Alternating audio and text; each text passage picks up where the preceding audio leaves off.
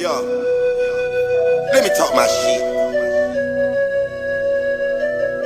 These niggas been riding my way. You hear me?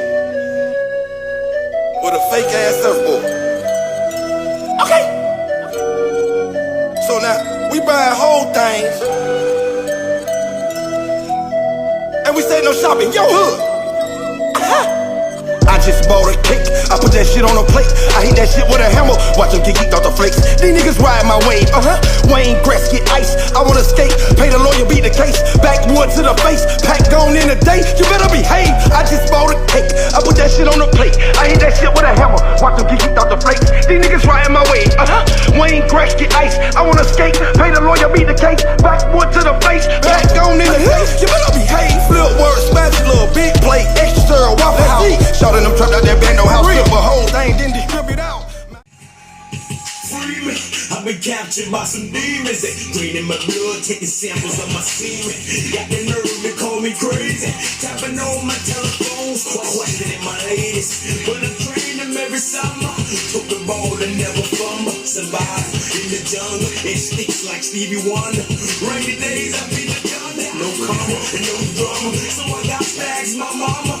Yo, why get me started? Daddy do his part. She explained she had a heart. She did all that she can do. She kept her faith in God. That's all. Remember my nigga. Do your thing, nigga. Get off the chain, nigga. Cause you a free nigga. Run, nigga. Chain, nigga. Chain, nigga. Boy, remember my nigga. Do your thing, nigga. Get off the chain, nigga. Cause you a free nigga. Run, nigga. Chain, nigga. Chain, nigga. Boy.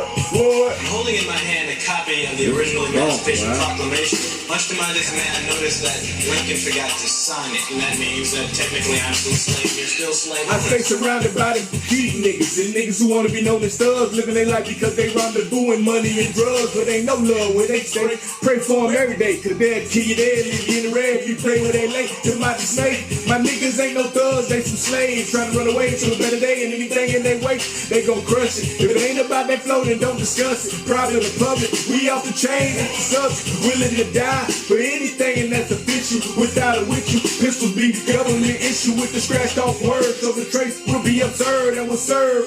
And a motherfucker with nerves. Yeah. It's your boy Miami Rod, man. We kicking it live, Rod in the Garage show, man. I got another special guest straight from the crib, man. Another Miami legend, man. Money Mark. What's up, y'all? How you doing, man? What's up with you, y'all? What's good? Man, it's new shows. It's doing some new things, man. And, I was doing the Cushion Corona show, and I just want to say one of our colleagues, Malik Kalam, passed away. Yeah. Rest in peace to the big homie. Malik. I wanted to come up with something different, so, and I wanted to continue the legacy of the shows and some of the topics that we used to talk about, and I just wanted to just keep doing it, so here I am. Yeah, you almost had to do it just for... Man, we filmed in Malik, what was it, Kitchen, one of them episodes? Like a couple of episodes. Episodes, man. So shout out to Malik, man. Shout out to you, man, for keeping this thing. We in your garage, bro. We in your goddamn garage. It's dope as hell. I fuck with this. We on the couch. I'm sinking in. I'm blowing. I like the energy in here. It's cool. That's good. So what we want to know is, first, it's a lot of things we're going to talk about. We're going to talk a little bit about the Slip and Slide, the Trick and Trina. You got songs with Ross. You got projects with Mike Fresh. You got all kind of stuff. You got new songs. I want to talk about the song Mr. Babylon. Is it Babylon? Oh, yeah. I want to talk about that. So, but first things first, I want to know, how did you get started in the music business? Before the Slip and Slide? You know what I'm saying? I'm always interested in how, dudes really got started, considering we both from Dade County. Shouts out 305. Considering we come from an area that it's definitely got music there, but it definitely was drug infested, and I just want to know, how were you able to focus and decide that this rap thing, this music thing, this is what I'm gonna do? Like, where did you start? We started, I guess, like I say, man, like you say, we from the crib, we from 305 or whatever, so a lot of my upbringing was, street based, like I looked up to a lot of, like, I guess you would call street pharmacists, dope dealers or whatever, like, so that's where a lot of my inspiration came from. But I knew, you know, I had privilege to a street individual. I can't say he was of that stature, you know, that he came from that, but he was from the streets. I was blessed to be able to be close and learn. He was kind of like what we'll call a mentor, you know. Okay. For those who know me, they'll know who he is. You know, one of Opelaka's finest. You know That's what right. I mean? So we was at, you know, he always would throw picnics for like at C.B. Smith Park for the family or whatever.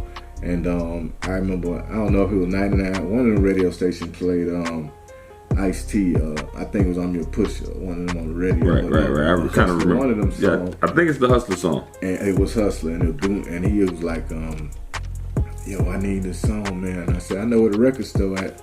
He was like, and if you know him, the way he talk at you crazy, but it's like probably the dopest shit you heard in your life. Right. I was like, I know where the record store at, but I can't drive. He was like, well, nigga, you better learn.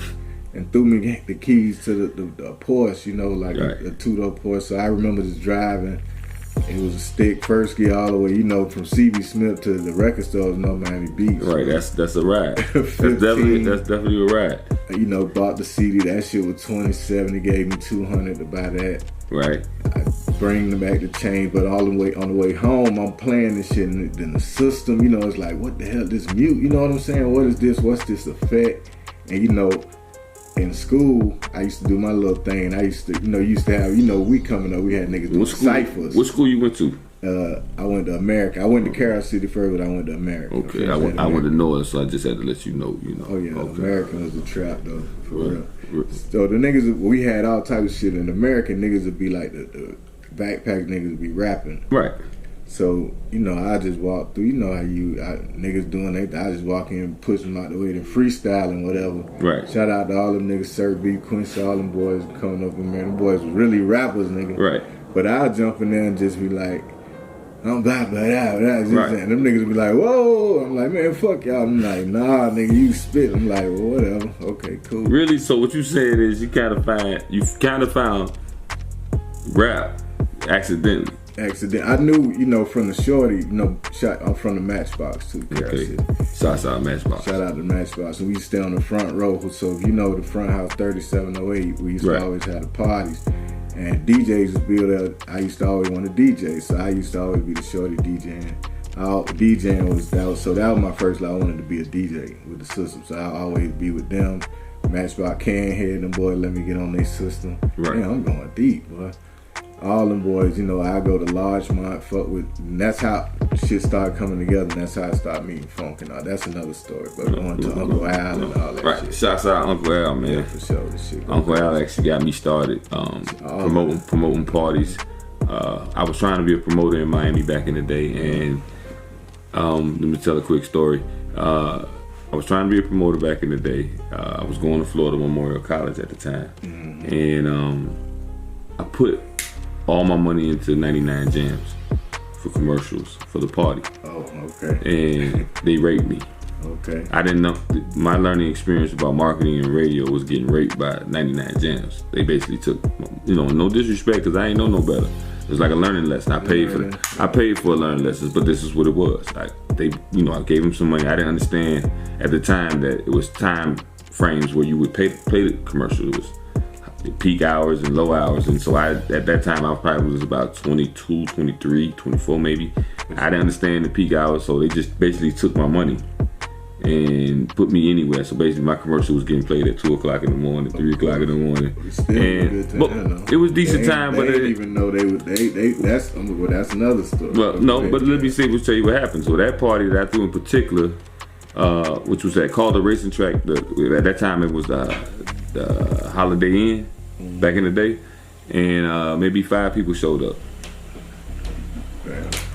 99 Jams.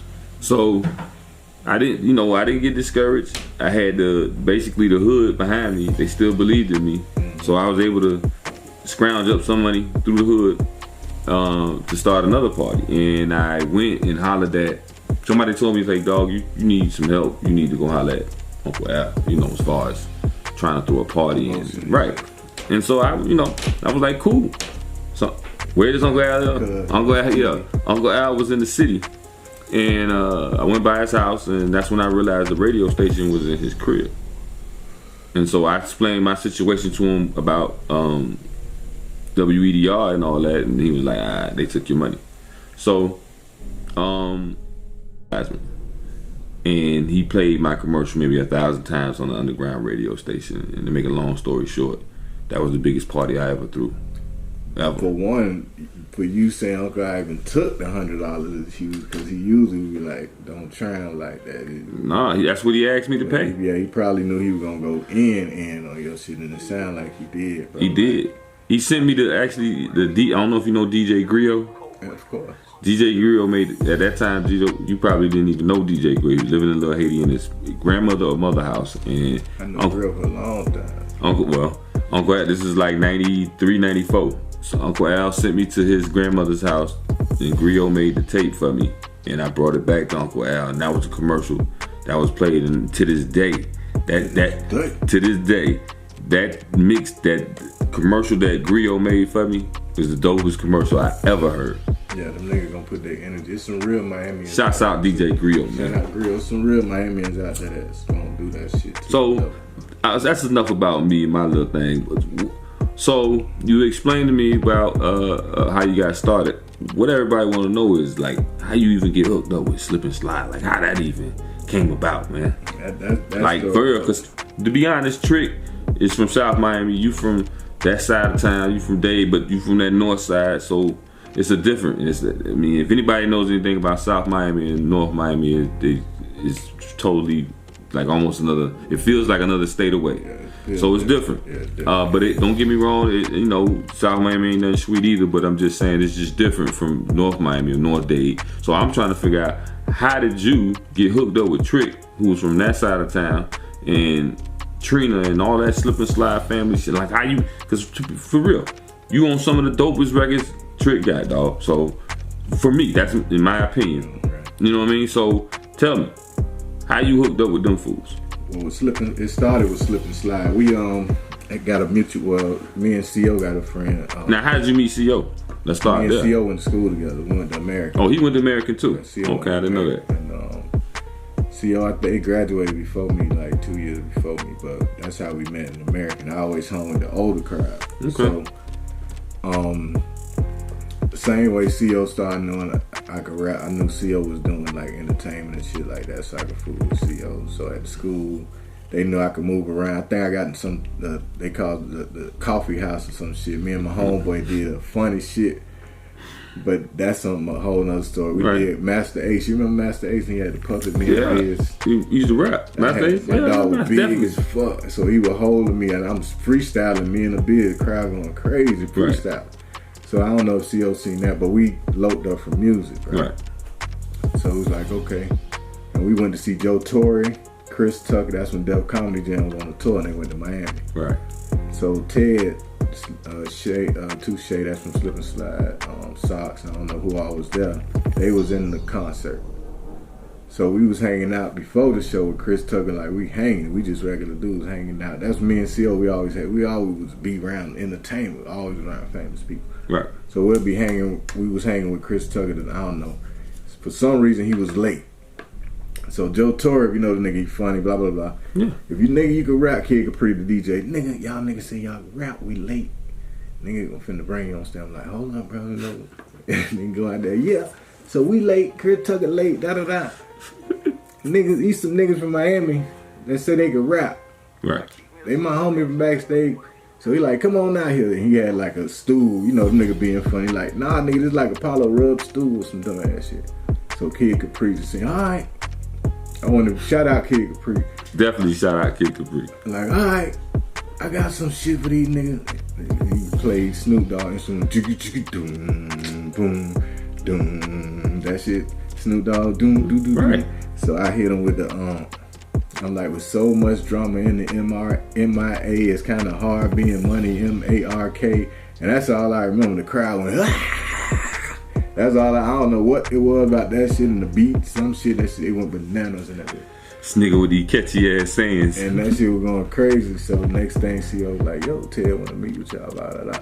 So we signed with. Now Ted was in the crowd or something? They was in the crowd. Ah. Like, okay. So I remember they owed us, so CO, they knew. Did you know they were in the crowd? We was just there with Joe Torre. We know to go into their show to so this shit is, okay, I see. All right. So and nigga like, okay, woo. So that's how that shit happened. Shit crazy, right? right. So court, they hit CO, I think, tell you like, yo, man, nigga, you know, that's Mark, when it married, woo, come, y'all pull up, you know, see what y'all can do. Right. Slip and Slide was like in high listen, well. Right. And we, you know, just went there, and that's when we did the first Trey Plus album. We fucked with Two Slade. They were talking some music. And the nigga ain't never seen that before. We streets, you know what I'm saying? With Right. me, you know what I'm saying? And it was like growing up to Luke. I was hanging around with Luke in the studio, looking at how that shit worked. No. Poison Clan, I did come up around. I came up with Mike Fresh, looking at Mike Fresh producing Poison Clan. I rapped on Poison Clan Rough Town Behavior album. People don't know that. Just from fucking with Mike. Just from being around music. This shit I did talk to Mike, and Mike did tell me he put you on the Poison Clan. Now, that was before Slip and Slide and all that? That's before all of that. That's just wanting to rap and just moving around. I remember just traveling with them niggas, Bankroll, Right. ATL, young nigga. I was young as fuck now. Loose. So, okay, so now Ted hit you at the whatever this is the event, and you did your thing. So now, how did you get your pen to paper, like to figure out like I'm finna sign the contract and get this deal? Well, it was kind of like they was Slip and Slide was fucking with a group. It was gospel. They wasn't doing no really rap. What? Nah, they was we was like their first group. No.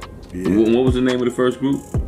It was a singing group. They had Us was Trey Plus 6. Trey Plus 6. Right. Okay. So we remember we had the posters everywhere with us. Right. That shit was To be honest, I know more about your posters and shit than the songs. I mean, I know a few of them.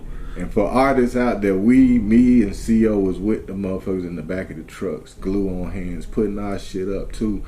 Just because we signed a label or signed with somebody, we was Right. always there doing. One thing they can't say is we wasn't always there doing whatever it took to help make this shit happen. Most definitely. And So that's for the artists. letting you know sometimes you got to put in your own work, Put man. in your own work, If bro. you just looking for somebody to do it for you, or you just waiting for this big deal to happen for you, so that they got the street team behind you and everything. Nah, dog. Niggas will sign and sit down like, Nah, oh, we dog. made it. And the bread ran through the bread. Song ain't hit. Now you in the red. Fuck Okay, that. so now you done signed the Slip and Slide with Trey Plus 6. Yeah, Trey Plus. Okay, well that's CO. How did you meet Trick and Trina, or which one did you meet first, Trick or Trina? Well, I always knew Trina. We knew Trina from around the, hood, going to Pac Jam. You from Miami, Trina. Trina was always pretty, always bad, always. You see her around the Definitely. Pac Jam. Miami But I legend. didn't know her, I knew of her. Right. Also, Luke Studio, you heard her, oh damn, Trina was over here and she got on the record the other day. Oh damn. That was like big for music. That was big back. That was our internet back then Right. for music niggas. Knowing shit like that. So it's okay.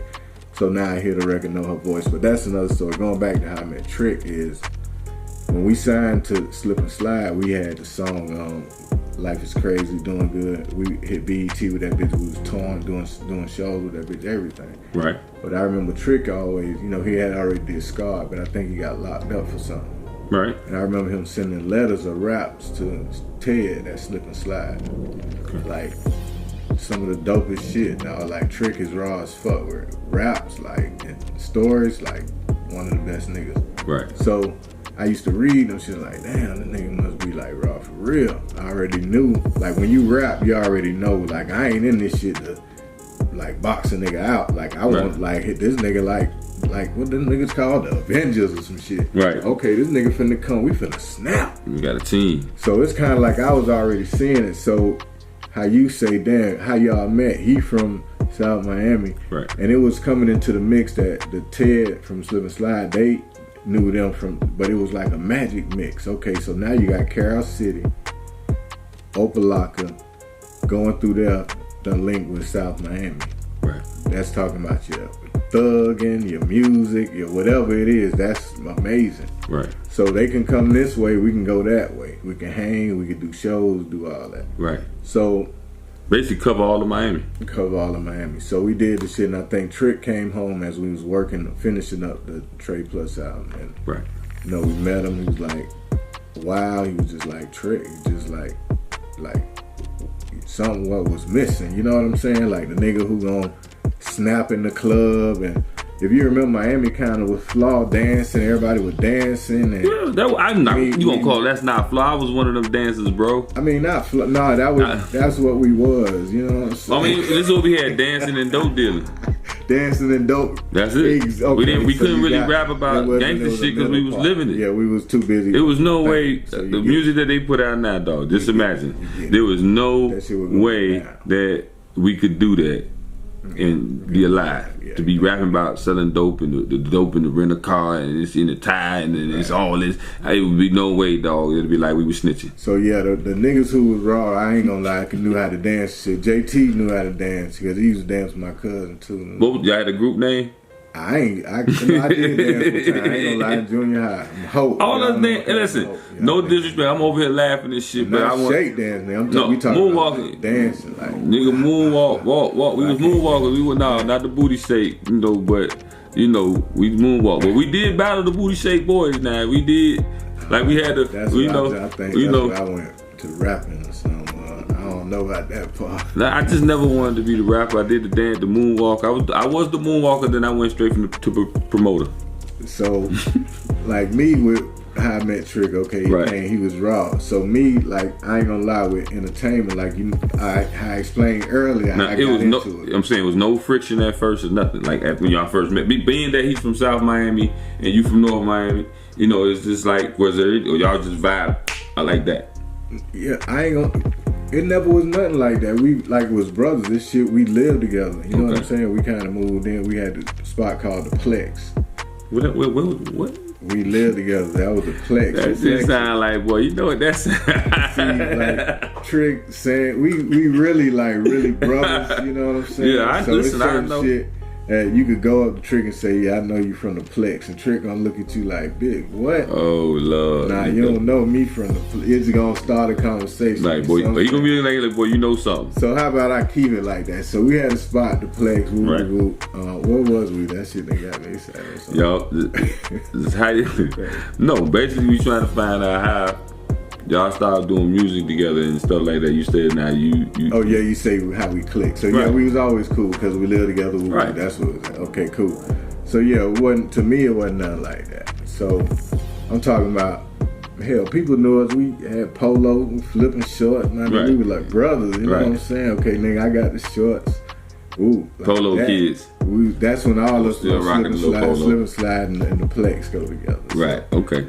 That's where it started. So how did y'all get in the booth, man? And so that's where I'm going with that. So we had the spot in Miramar where we recorded. So like how I told you earlier, how I got into music, I got down, was doing it fun and game, but I still put my shit in storage, still street. But it was like, and what I learned from bro was like, okay, I'm seeing it being raw. You know what I'm saying? Like, why am I hiding my raw shit? Right. Like, not meaning rap good, but raw, like gritty shit I'm seeing every day, making sure this deeply in that music. So I think we was working on finishing our shit, and we had bookings at some studio on High Live. And Funk, our biggest thing was getting Funk to come lay out some of the tracks. Funk had beats, all that shit you hear, the nigga just had sit. Right. So we was over there, and I think we had sessions. That's when Trick came. I think Buddy wrote with dude. That's when we did the album with all that run nigga shit on it. Right. And niggas just spitting. We just vibing. Had a good day. That's when we had days booked. We showing up on time. Shit was just like working, and that's when it all started. Right. And we started seeing the streets vibe to it. We had Upper Lock, all that moving. Street. We had the 1-6 Deuce. Everything was perfect. And that's when we started getting other groups. Lost Tribe, who was like in North Miami kind of like area. So now that link done tighten even more. Got some other niggas from Broward area. We syncing this, so now this streamline of music, parties, everything started getting bigger. So as far as us doing music, would be the first album was Run Nigga and all that, and he rapped on our album Baby Mama. A song called My Baby Mama Made Me Sick. No, and he rapped on Bumping Bushes. Okay. About bull daggers. Bumping Bushes. Now, whose song was that? That's on Trey Plus 6. That's Trey Plus 6. I gotta definitely go back and check that one. Yeah, so snapped. And he rapped on the intro about that bitch. And we was snapping. We really never no issues like that. Okay. So, what the world want to know is, what was it like to work with the Diamond Princess, bro? Because I know you work with her. You on songs with her. So, what was it like to work with her? I know you knew her growing up. That's got to be a little bit different than working with her in the studio and probably going on the road with her. Talk to me. Well, with Trina, for one, like, when Trick had in there, he came up and said something. The shit was just like, who? So the shit was, Trina used to pull up on me at my store, down we had the store in Opalock in the bottom, she used to come see us. Shouts out Opalock, boy. Trina just was bad. She just was always Trina, bro. Nobody can't ever say that. And it seemed like Trina was like, not only was she bad, but it seemed like she always was in all the spots. Like, wherever I think I remember seeing Trina with Puffy them one time. You talking about Opalock, but I hear about Trina in the city, on 15 Ave, all, you know what I'm saying? So, Trina, from what she's definitely what you call a real Miami girl, because she was in everywhere with all the. I always say this too, and not being funny. She the realest G was on. Because she vibed everywhere. Yeah, she was. I gotta give it to her. Like, it's some rappers can't go places Trina could go, and that ain't no bullshit. But now talk to me. So meeting up. So we on them, like, we was thinking Pinky. You know what I mean? Right. Pinky was loose, and the look, everything. Pinky was thick, red. So y'all was thinking Pinky back then. Yeah, but Trina, the voice. I kept saying the voice, CO, the voice. Her voice. We remember Trina, and we remember her talking shit. Right.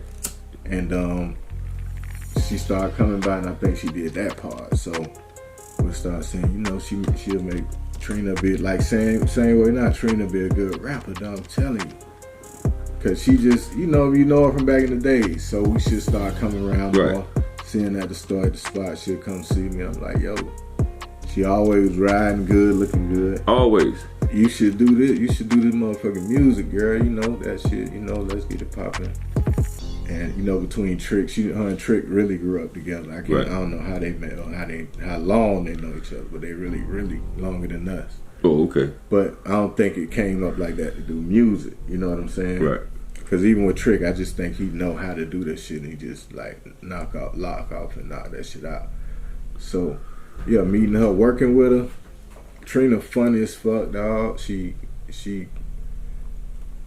fine, of course, but she always been my sister. Like, everybody always asked, bro, you ain't never fucked Trina like that. I ain't never see her like that. I always seen her like my sister. Like, was she difficult to work with? It depends on what it is. I don't look at fame like that, because you got to think. You got to be famous every goddamn minute, every second. You talking about if your stomach hurt, bitch, if the weed ain't smoking, nigga, you got to be Trina.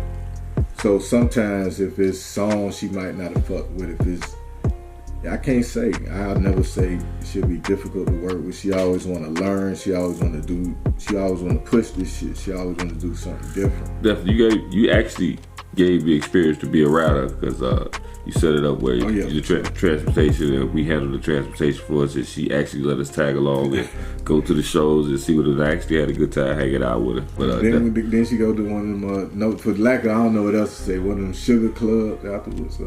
Yeah, she wanted you to be the security for I it. went in there for a minute. I was like, look, Trina. When Ma went back in when Ma did a 4-4 back in the Sprinter. I say, look. I don't think nothing gonna happen to you in here, but if so, I just remember it was dark and six, 7 niggas in dresses. I seen. Shout out to these 2 niggas, right? You got no disrespect, but this shit was funny, right? These niggas, right? One nigga had on, the rain suit, like a rain suit. If it rained, you could put it on. Right. But these niggas shits was see-through, nigga.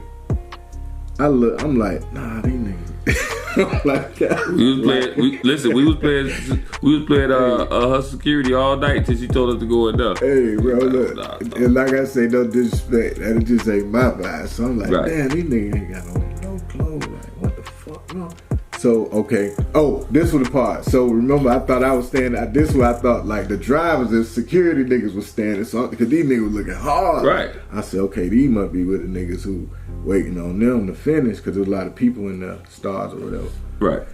So, I'm like, okay, I stand by this. And there was one nigga with the grill, had an A-Rab. I'm like, okay, yeah, this the chill spot. I'm finna burn one over there.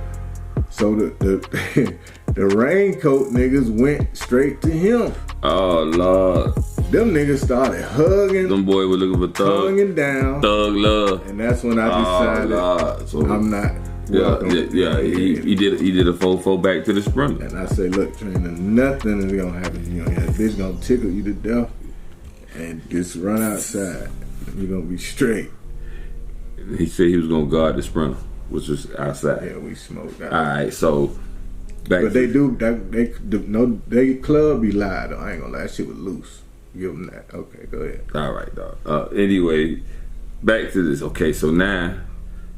You told me how you recorded, how you met Trick, and you met Trina. What would you say would be the biggest song you had while you was rocking with them? That we all made, or just anything? Maybe your song. Period. Just, I mean, you got a lot. So, tell me one that you think. It may be just asking a slip and slide situation. What was your biggest record you would say? I mean, I ain't gonna, like some people would probably say it depends on where you at, but I just mean like one that could just play anywhere and get a response would be Take It to the House to me. Right, that was like a banger, man. Yeah, so tell me, when that came out, I seen the video. Tell me about the video and all that, man. You play ball for real, or that was just some? I know your son plays basketball. Yeah, shouts out to him. Yeah. He I know he the baller of the family. I'm just, the man been in camp. I watched him grow. You did give me a chance to watch him grow up from watching it just from like shortyhood to. Then I went to a couple of his games and watched that shit just evolve. And I'm like, damn, that camp shit really worked. He gonna be the one that's showing. He growing taller, but you think he'll be taller than you? I don't know, but it don't. With the way I seen him ball against taller, more aggressive. It don't matter. I just want to see him. I want to see how far he could climb. That's what I want to see. Nah, definitely. But you're definitely a great father, my nigga. I gotta get that to you. Appreciate that. We all learning too. And it ain't. I don't think there's no such thing because I think you just gotta be there. You know what I'm saying? And because some people think you got to do this and do that. It's just. And that voice, bro, don't never lose. Hey, sit down. That's the whole point, bro. Don't let nobody that's cutting your balls off.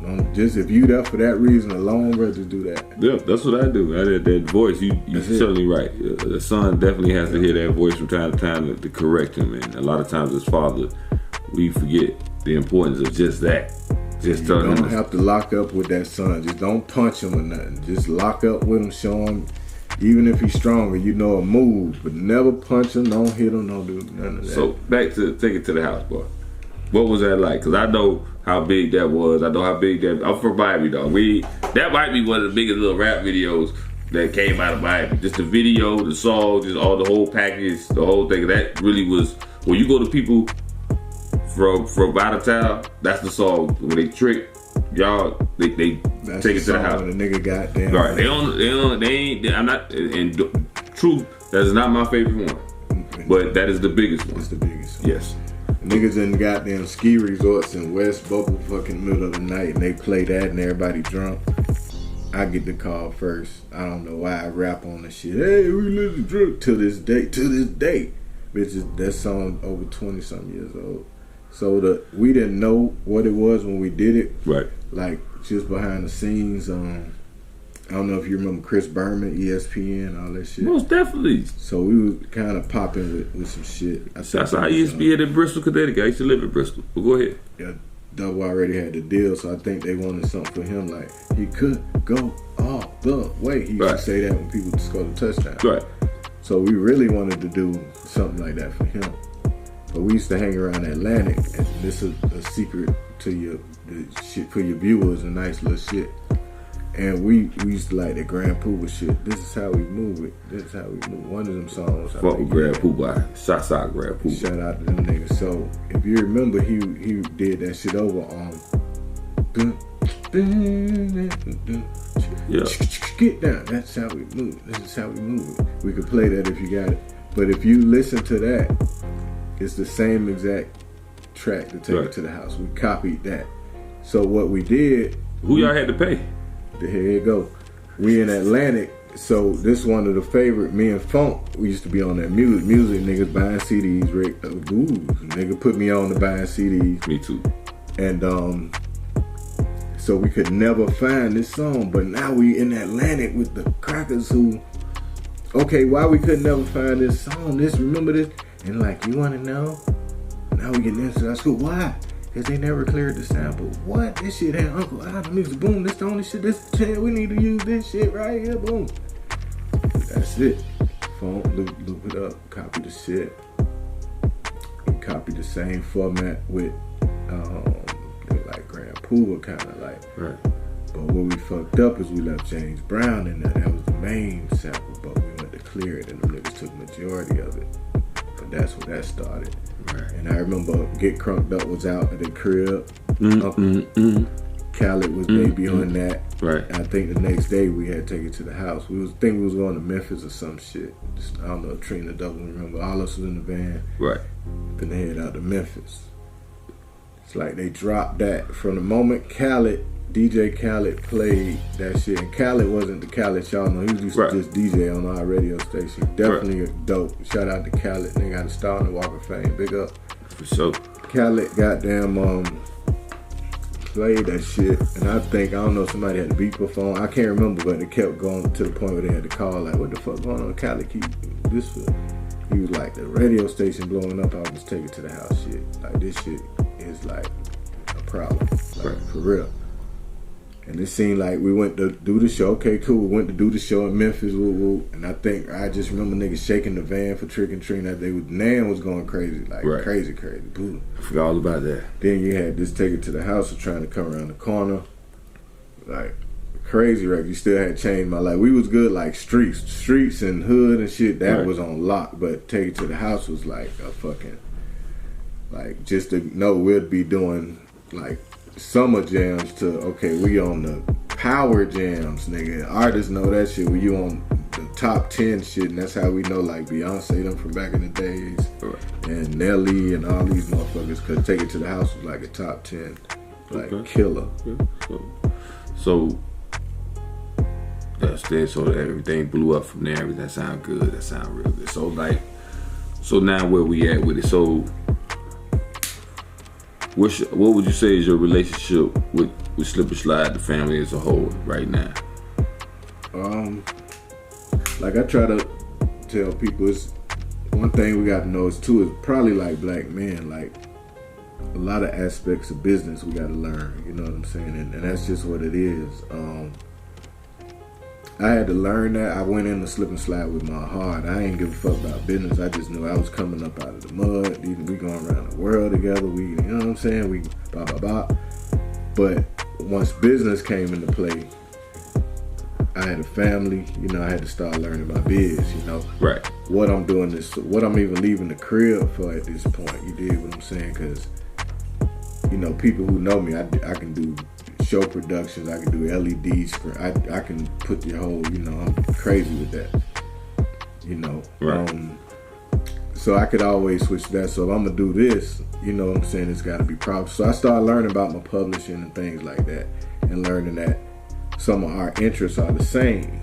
So I can't really keep doing this type of business because I want to own my own 100% so I can make some of these bigger deals. I don't want to be a part of a bigger deal. Right. You know?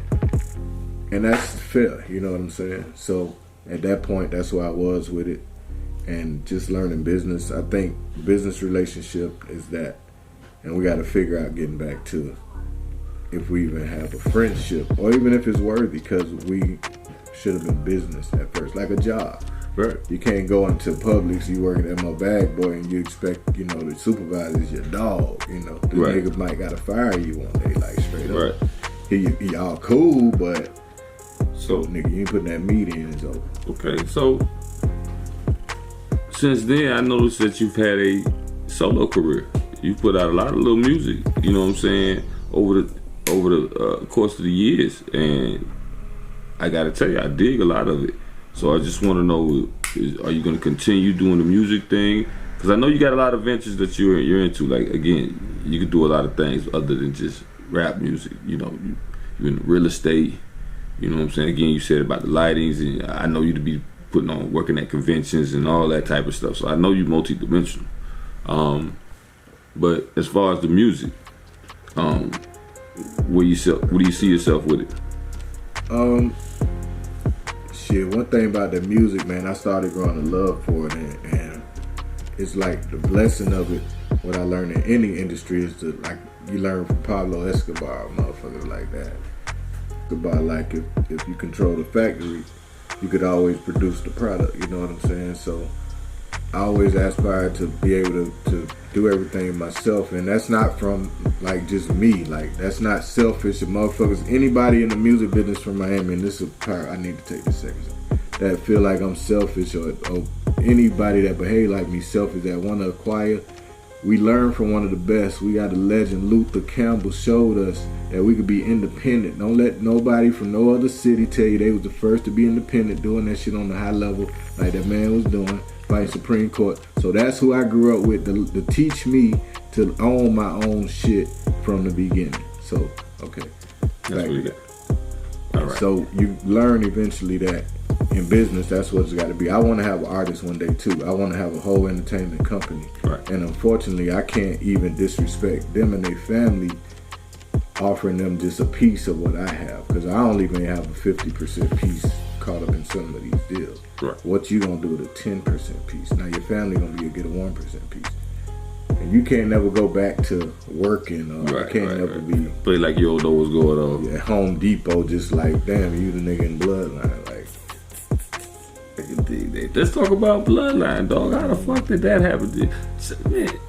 Man, a lot of people don't know, and a lot of people do know that she was actually in a movie, Bloodline movie, and it was an underground hit. And just talk to me about it. I've actually been with you, and somebody was like, hey, dog, instead of knowing you as the rapper, they seen you in the damn movie. In the movie, and that's my other love, man, with his movies. I always wanted to, shout out to Menace to Society and shit like that. I just felt like them niggas, whatever their name, Hughes Brothers. The Hughes Brothers. I felt like they bought the streets, like what we was going through. Like, people just say, okay, well, don't be in that life. Like, okay, if I just want to walk to the store and my Nikes look good, nigga, I'm finna go through it. You know what I'm saying? So for them to bring that shit to life, I always wanted to do film. So you might still to this day see me on a set as a background actor or something, just so I can see what camera they're using, just so this and that. And I'm leaving, they like, oh, well, you can get, well, I already got paid. I saw what y'all using. I saw y'all shot this shit. Right. So Bloodline came into effect. I was just being me one day at the studio, and I believe Fence and Icon, shout out to them boys. Definitely. They was having a meeting, I think, about it. Right. And I think they had some actor slated to be my part in the movie, which is Marcus. And you played the police. The police, and was you a dirty cop? No, I was clean. Oh, okay. Just people want to know that I'm gonna tell that story too, because my upbringing. I was able to see how y'all boys move. I learned it from that and Tupac. I'm never a police officer, never been. No disrespect to police, but it's too hard out there. But back to the story was right. They was having a meeting. Right. I was leaving, actually, I think they studio, and I seen them in the meeting. They serious, and then I just banged on the glass. I think niggas say they do it really, bang on glass, do the dick thing. Right. I did that. They might have been an important meeting, but I boom, boom, grab my dick. And the niggas like looked at me, and they just started laughing. Everybody pointed at me like, yeah, Shay, I'm like, what do you fuck, nigga? Like, okay, they wasn't supposed to do that now. Right. So I think Fence them say, hey, come in with us. Like, we working on the movie. You want to fuck around and do this shit? I'm like, well, shit, let's do it. Same way I told you. Just, like, I be praying. And this is probably where I fuck up at. So I'm like, bro, just, let's do it. That shit blow. Just look out. But have me some Hennessy and some weed there every day, and let's shoot. And, that's all you was asking for. Because I know. We was in the streets, man. I know. I don't know where y'all come from, man, but I know. If you know somebody trying to do something positive and you think you got to go do that again to pay me to be on the set, like, now, if you could afford, like, don't try me. But, like, come on, if I know we standing foot to foot in the mud. Right. You know what I'm saying? And you trying to say, okay, well, I got this shit. This shit really was a project, I think, for their school. For some shit, it was supposed to be a project. Right. So I'm like, yeah, let's do it. We'll. And me just studying, like I told you, seeing the crackers from The Element. Right. And God bless their Tupac in his movie when he was the police. Right. And I studied that shit to the bone, all the way down to smoking the cigarette because I wanted that shit to be right. I knew it was opportunity. I saw the cameras they was using. I saw the time. wasn't really shooting that shit big time. I just, I noticed that. Nah, yeah. Can they still find that movie somewhere? Oh yeah, definitely on my YouTube channel. Definitely moneymark.youtube.com. Anything Money Mark or Money Mark Diggler bring you right to it. Money Mark Diggler. That's where you can find. Diggla. That's where you can find the movie Bloodline. Mm-hmm. Y'all check that out, man. YouTube. It's definitely an underground hit, man. It's probably the only place you can find it, man, and that's due to the business tip. All that we got to get that business right too, brothers, when we pop off. So. Okay, so you did the movie thing. You did the. Now, do you see yourself ever doing anything with the Slip and Slide family in the future? I mean, I'm open to it, but I just feel like we're in a new age. People probably they give a fuck? Because I see they doing the anniversary and all that type of. Right. So I just wanted to get your feeling. Do you see yourself doing anything with them down the road? I mean, I can't. I just think it got to be business because I got to, like I say, I still got other business things that I'm trying to do, and I would have to leave that to go. Like you told me, man, don't come over here dressed like you finna be working at one of your properties and shit. I'm like, okay, bro, I throw on, because that's all it's about. That's that check. Right. I gotta interrupt that to. I did that for 20 years, bro. Like, you know what I'm saying? And it's time to try something different or at a different level. Like, let's do it all business. We men. Let's show the kids. Let's show our families that we can do this shit. That's right. At a business level, we watching a lot of artists, the locks, all these niggas revamp their career just on learning how to do business. That's right. So, how do you feel about the music that's out now? The new age music they got, the little niggas out there doing their thing. Like, how do you feel about the music and streaming and all that? Like, young boy, the nigga though. He the real. NBA Young Boy. Young Boy and Baby is closed after that. Boy. Right. So Lil Baby. So that's who you fucking with, NBA Young Boy and Lil Baby out of the Young Boy for real. I think he people laughed at. I said this shit about 2 years ago. I said he like a Tupac. Right. Probably bigger than Pop. People don't realize he up there with Drake on the music selling tip. I don't know what the industry got against him, but he kind of like blackballed or something. I don't know what it is, but he's still moving crazy units. Right. Like, nigga is moving units, like, I think more than Drake. You know what I mean? And that's crazy that he getting blackballed like that. So his Young Boy is Lil Baby, and I think it's a couple more. I liked what's my man who died? He did the album with Future. Dolph? Not Dolph. But Dolph was cool. I don't know. We'll get back to him. Right. Cool. But so definitely, of course. Right. So those are the new era artists that you kind of rock with now, that you follow. Right. I think as far as the crib, man, the crib gotta elevate. That was definitely my next question. Like, Atlanta's basically taking over the music scene, and there's a couple other regions, Chicago getting a little love, Charlotte getting a little love.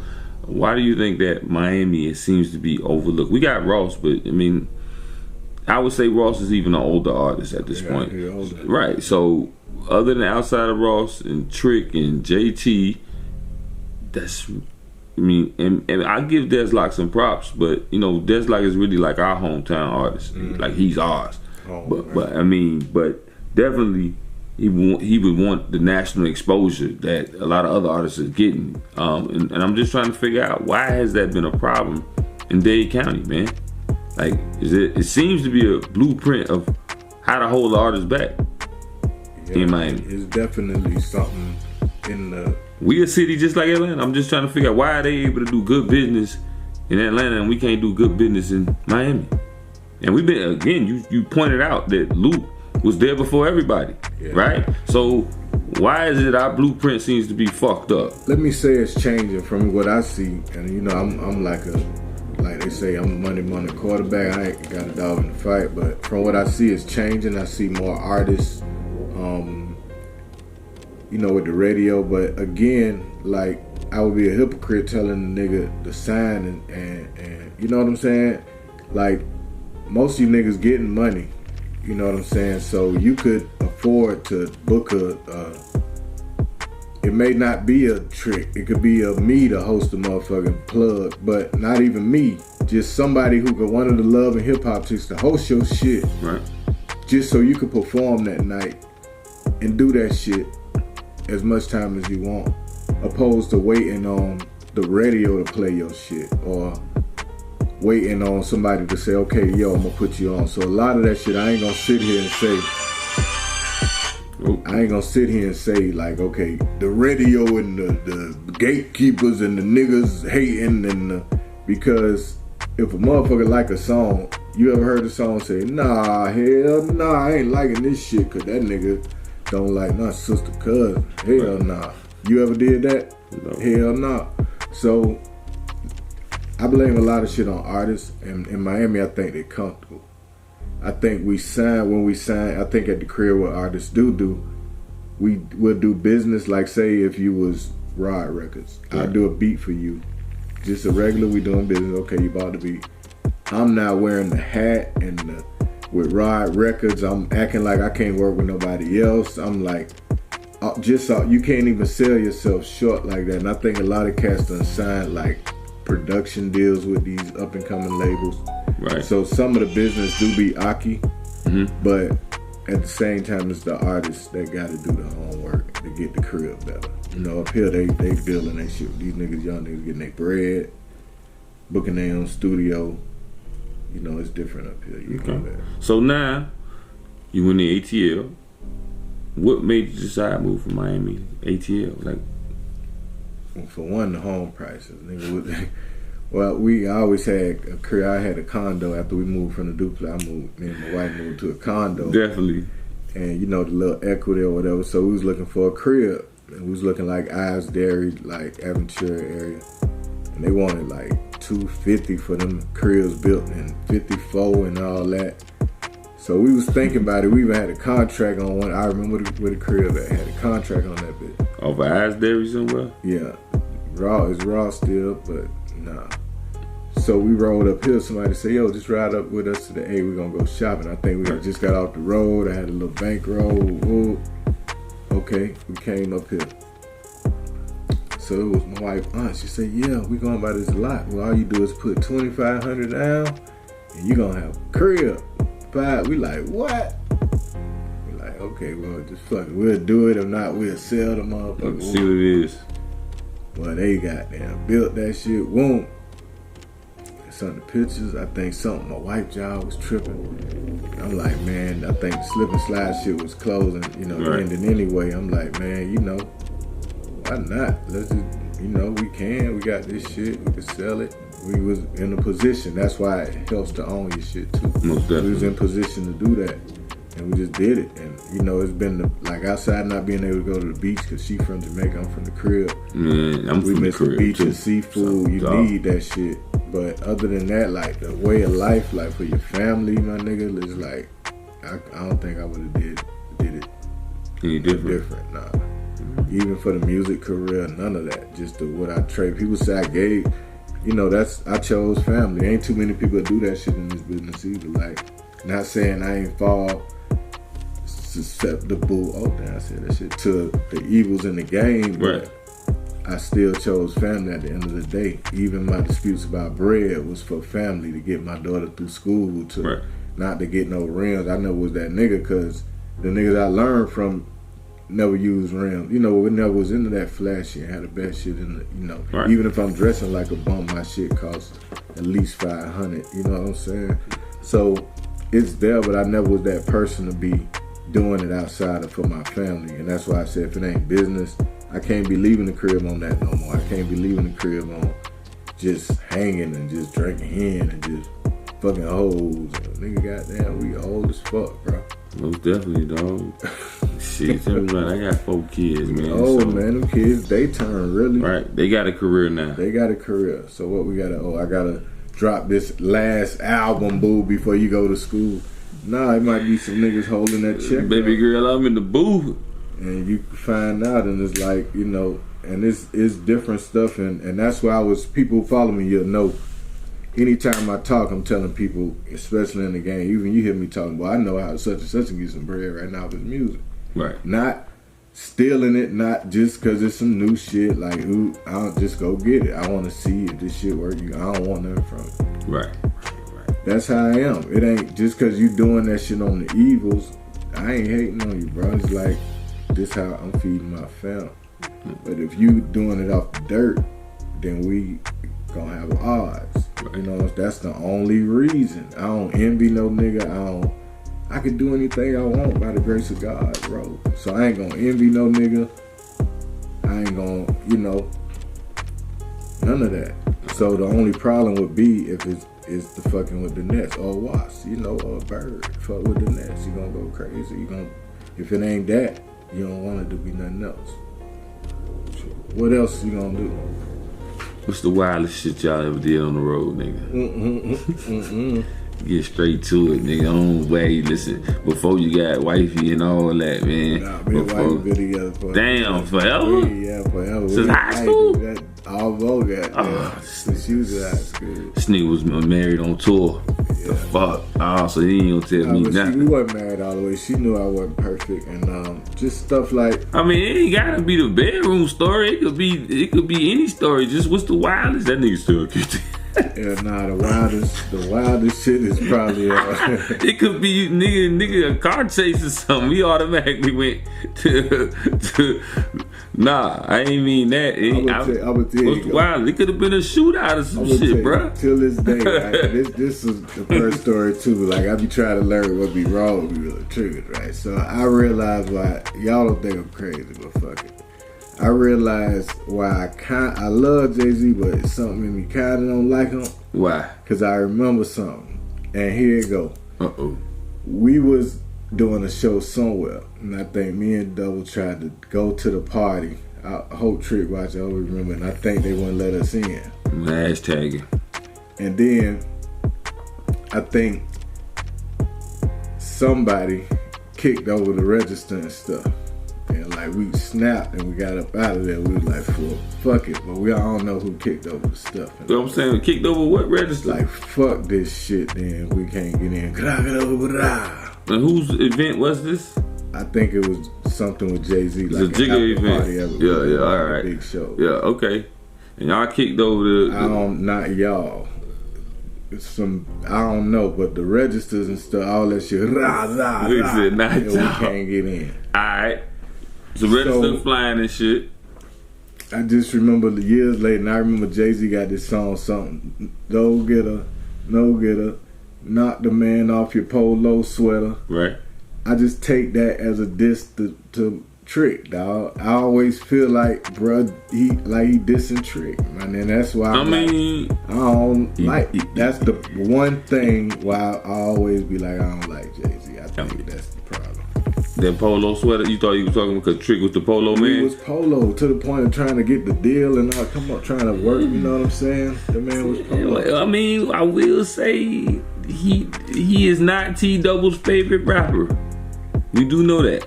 Now we know that. I mean, I'm just saying. We do know he's not the favorite rapper. I don't think. Do you think it may be anything? You think Trick had any feeling on the polo sweaters, knocked the man off? You felt like he might have ever felt like that was me he was talking about? I know you felt like that, but do you felt like that? You at one time you and Trick was very close, especially back when that song came out. So I'm just trying to figure out, do you think you and Trick looked at each other and say, hey, that nigga might be talking about me, dog? I think Trick consider his relationship. Rap. Listen, consider the relationship he seems to have with Jigga right now. It's a lot of things Jigga has done that I would consider that I can see that there's something there. So when I say like we met Beyonce them on the road, I don't mean like, oh hey, that like they was coming up too. Like I remember them like, oh, we want to take a picture with them. I don't know. Trick could tell his own story with them. I don't know I don't know what was going on, but who knows? I just know the energy came from something. That's my belief as a rapper. I've been listening to rap. The polo sweater was y'all. I just feel y'all like was the polo boys. That could be my opinion. That's right. That could be what I think. You gonna take that one with you? But that's what I think. And I'm from being a fan of rap. I know how you send jabs. I know what happened. You fuck with Jigga music? Yeah. Okay. But that's the stain. And of course, when Ether hit him, that was a problem. Okay. That's some shit I ain't know. That's a little jewel you gave me. Yeah, that's, you know what I'm saying? Every time you hear it, just think of the time frame and it's all that same time. All right. There's more shit. Trick gotta tell y'all those stories. Jay-Z wanted to get on Nan or one of them records. He wanted to remix. He called. Jigga wanted to be on that. Yeah, I think I heard that. Trick ain't what about Slip and that? Slide was huge, man. Puffy them was called. They wanted to do the Life is Crazy. They wasn't so with that shit. And that's where they remixed it anyway. That's where we learned anybody could use a sample. So they did the Yo New York. Because our single was the like same song Lotto got out. The doom doom doom doom. Right. Life is crazy. You remember that shit? Yeah. Trick? That was our single. BET, we killed it with that one. So Yeah. I So think you was on Puffy BET? Yeah, video. We was. That's how we went on tour with BET. All type of shit. So That's how we met. was you on the BET show, like the award show, or just Never videos? performed on the award show. But they had other segments, a part of the show that y'all was performing. I know. Teen Summit. Right. I got it.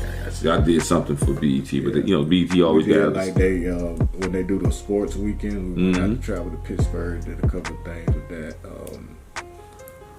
Met a lot of people. Okay. It's your boy Miami Rod. It's Rod in the Garage Show. I got my man Money Mark in this thing. We just sitting here kicking it, talking about what's going on in the rap game, what's going on back with him. Trick, Trina, Slip and Slide, what he got going on right now.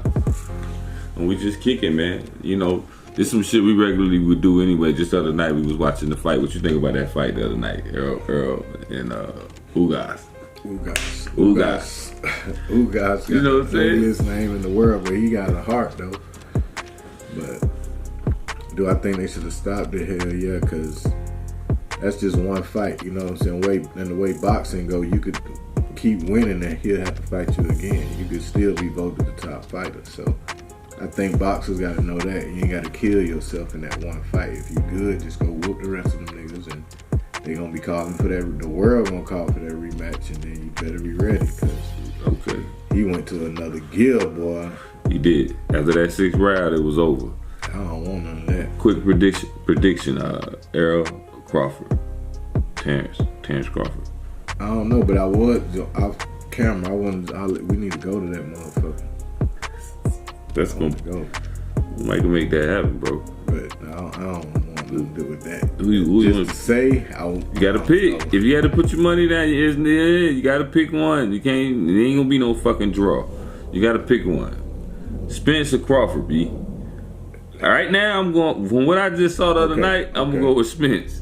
From first round to 5th round, Crawford. If he don't do it after that, good night.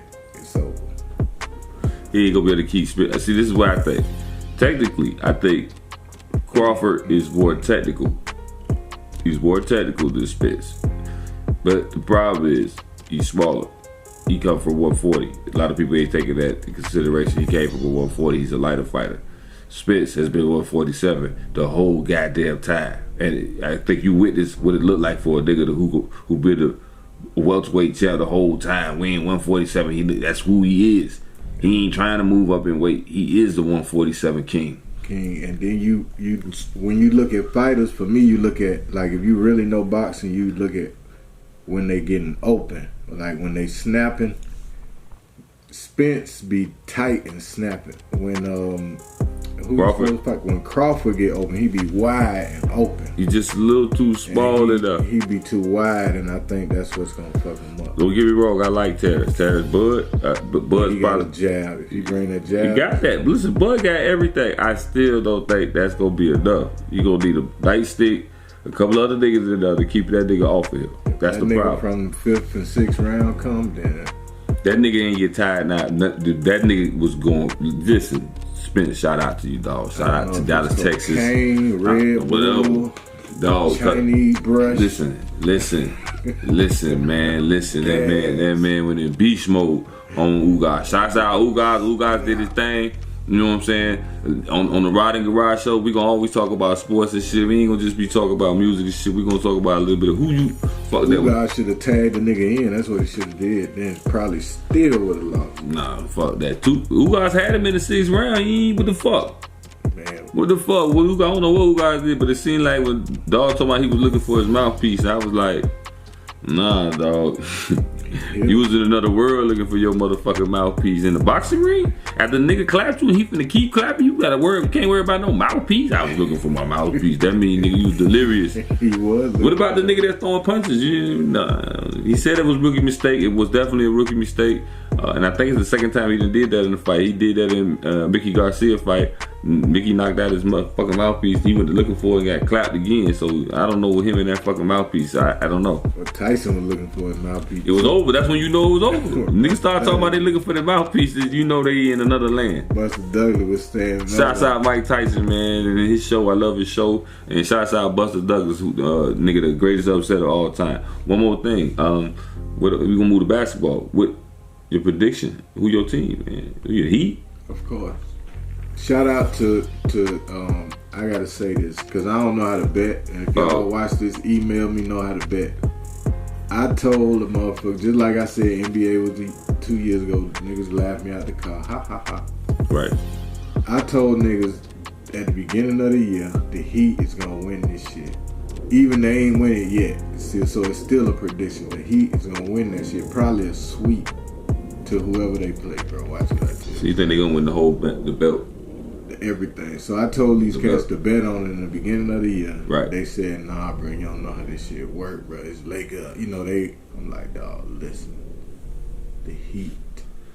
And I think if I would have bet it early when I told them, because they was like in the second week, because I seen the shit they was running, I seen how they was playing, dog. It's they gonna, even Steph Curry, and they gonna fold that shit.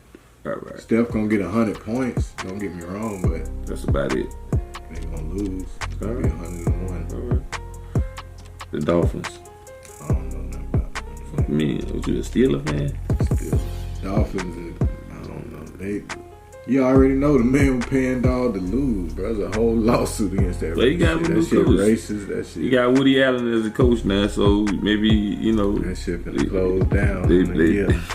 They paid. They got all kind. They got Tyreek Hill. Who the Steelers got?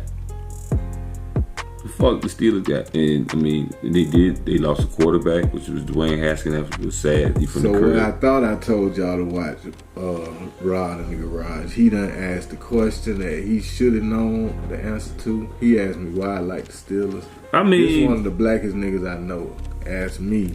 They got a black coach. They got a cracker in the office saying, nah, the Art Rooney rule, bro. What other team would you like? This the only team speaking up for us, bro. Only one.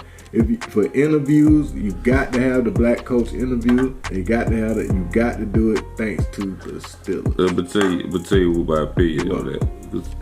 Art Rudy smart because he recognized that if at some point you don't let these niggas coach, it be general managers and all type of shit, even oldest, at some point our league is going to crumble. Just on the basis of that, the players going to get more and more disgruntled. So Art, I do give Art credit for that. You know, Art want to continue making his bankroll, and the more he keep hearing the niggas disgruntled and mad, possibly boycott and strike, that's always amongst that type of shit when you're talking about hiring and minority ownership and all that. Those are things that cause boycotts and shit like that, which will fuck up Art's money. So Art is very smart in that manner to know that, hey, if you don't get these niggas a job eventually, there ain't gonna be no jobs. All us gonna be fucked. So that's my opinion on that, and I do like the Steelers. Don't get me wrong, but I grew up in Miami. I grew up looking at the fucking stadium. It was right behind my house. Every time I walk out in the backyard, there it is. Which I can't say was a great thing for me, but who the fuck, right? You know, but I did grow up in the 70s when the Dolphins were good. I did grow up watching Dan Marino. He had his moments in time. Tapes even played on that shit. But as far as I know I got on the hat because it says the Dolphins, but I'm not a fan of. I'm a fan of the players, but I'm not a fan of the NFL. If that makes sense. Yeah, the same shit. But you know what I'm saying? So with the Rooney too, we can't that's another thing too when we get people that move in our direction. Fuck the motive, because it take a lot to just do it, bro. Like there's millions of other people for whatever reason, for if they like cocaine and they think they never took that walk to walk through to speak for somebody else. And that's what I think the whole problem is, you know what I'm saying? Like in business, everything, to know like, okay, for even people that ask, well, this still they shit. Like you got this shit, this your platform. This is huge. This is what we gotta learn how to do. Like the end of the world hit, boom. We ain't waiting on Channel 7 to get up. We waiting on Rod in the Garage to get up to tell us what's going on. That's huge, bro. You get all you need is the internet and the camera. That's it. Like for the other narratives, the NFL, we gotta think. Like just imagine, like, yo, I'm coming in Rod in the Garage. I sit on the couch. Nah, we need goddamn Malcolm X over here. We need Sean Yu on this wall over. Like just changing shit. I decided to let you in. Nigga, the NFL is they shit. It's they shit. Period. We know that. So the changing is like cuckoo. We on cuckoo kind of. You know what I'm saying? Like, okay, yeah, we going in their house and changing it. Okay, yeah, go ahead. You can change the little things, but it's still my house. Who gives a fuck? And that's what we gotta learn. So shout out to people who trying to start their own leagues. Fuck buying a team until they shit, cause now we still shucking and jiving. Oh, they won't let me buy a team. Right. How much they charging you? Billions? $2 billion. Start a league. You scared. Nigga want to play wide receiver. At least that's 150 a team. You can put in a couple of teams. What's that? 1.5? I don't know. 10 teams. I don't know. I can't. It's hard to think like that when you're trying to do it down and out. You can even put 250. I think that'll take you to 2.5. Now the teams in the location, you had a trials, you afford that, a goddamn 10,000 each one. You still under goddamn $3 million. That's a lot of math. Now you got your team. Listen, I get all that, but that's, you know, mostly who makes the money is the football players. So it's, and for me, I think it's difficult for them to try to do all that math you just did with all them concussions. I just oh, nah, definitely can't. Yeah, we talking football. Right, this is football we talking. You talking numbers, but who gonna have to do the numbers? They ain't gonna want to hear the numbers. So that's another topic, another day on the Roddy Garage show about how I feel about the NFL and the things and the injuries. We ain't gonna get into all that. We got Money Mark here, man. Oh man, shit, we done talked about everything, boy. Yeah, ain't no bloodline too. I ain't a part of that. Damn. They got a bloodline too? I don't know. People saying they doing something. Ask me was a part of it. No, for no other reason. But I told y'all business. Does it have anything to do with bloodline? I'm not sure, but if everybody involved in the business is right, let's do it. Cause like that's like historic. Like y'all think we did a whole interview on this music. Right. Like really, man, going out with my family and walking through the store because of bloodline. Pictures. Where can I get the movie? That's something that's changed. So at least, you know what I'm saying? We gotta do business behind that shit. Like, even for my kids. Oh, your daddy was in this movie. Right. You know, crazy. But it's been a pleasure for you stopping by, man. Oh yeah, for sure, man. And you know, anytime you want to come through, man, you know. I'ma tell it how it need to be told. Why we rock how we rock. We surviving. It's us. 45, making my pants sag on the app. Yes, I'm live. We white and slabs, whatever you wanna bounce. You flying whatever high. Young niggas just getting it to keep it forever fly. Don't even know he can fly, just living life ride or die.